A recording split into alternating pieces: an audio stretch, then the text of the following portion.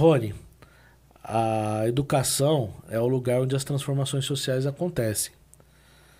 Mas a gente tem obstáculos que os governos hoje impõem para a gente e que impedem esse avanço. Como romper esses obstáculos e como vencer os desafios educacionais que o nosso Brasil enfrenta? Por exemplo, evasão escolar, defasagem de aprendizado, falta de perspectiva de muitos jovens. Como é que o Instituto pode ajudar a romper essa barreira?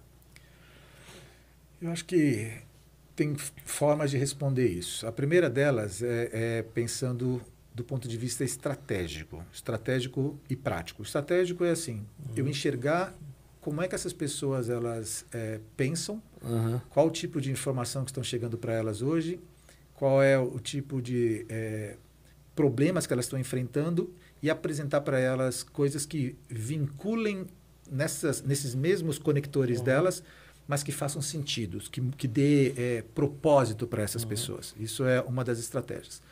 A segunda estratégia é você pensar do ponto de vista eterno. Tá? Pensar um pouco naquele conselho de Gamaliel, que não tinha nada a ver com isso que eu estou falando agora, mas ele disse assim, olha, se essa obra é de Deus, não há quem impeça, ela vai continuar acontecendo.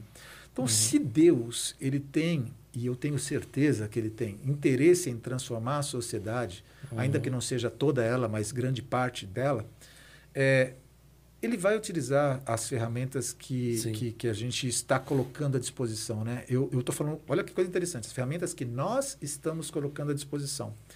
Eu gosto de pensar na situação de Davi derrubando Golias com as pedras e a funda, porque Davi ele usou a pedra porque era o que ele sabia atirar. Mas não foi uma orientação de Deus dizendo só vai ser dessa forma ou assim. O próprio Deus poderia ter derrubado Golias com um raio, ele cairia morto, todo mundo veria que ele ofendeu o Deus Altíssimo e ele teria feito tudo como fez. Mas, no entanto, ele utilizou a pequenez daquele jovenzinho, o que ele tinha nas mãos e conseguiu estabelecer tudo o que ele quis fazer.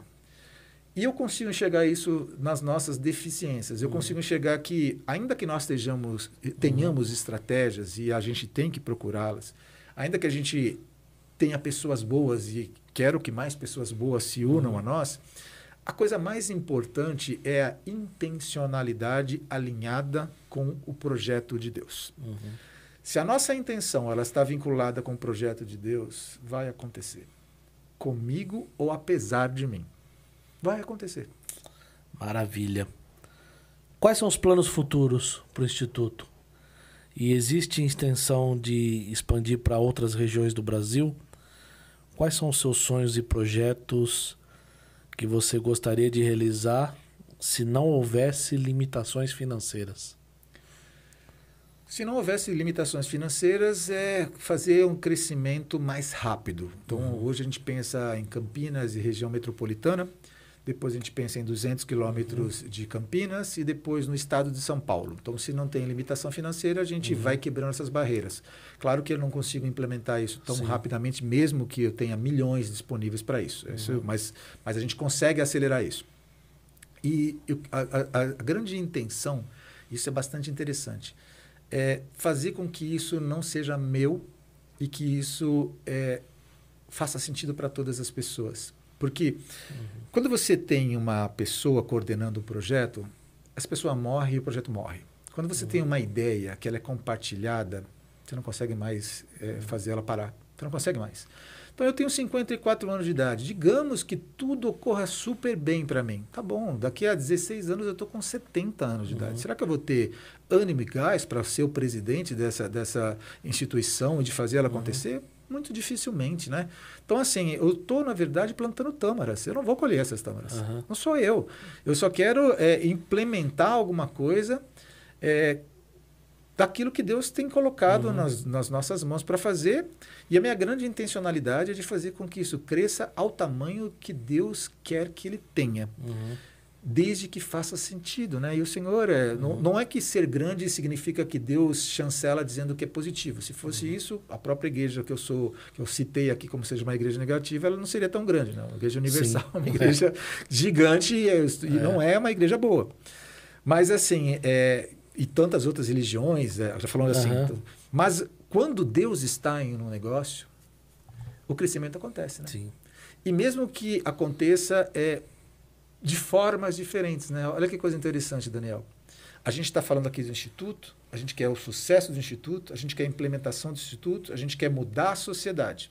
Ok. Aí eu vou para a China comunista. Eu vejo que o maior crescimento da igreja está acontecendo nos países perseguidos. Sim. A metodologia de Deus não é a nossa metodologia. Então a gente pode fazer planos, a gente pode desenhar, a gente tem que fazer isso, nós temos inteligência para isso, mas a coisa mais gostosa do mundo é você, nesse aspecto, entender o seguinte, é dele.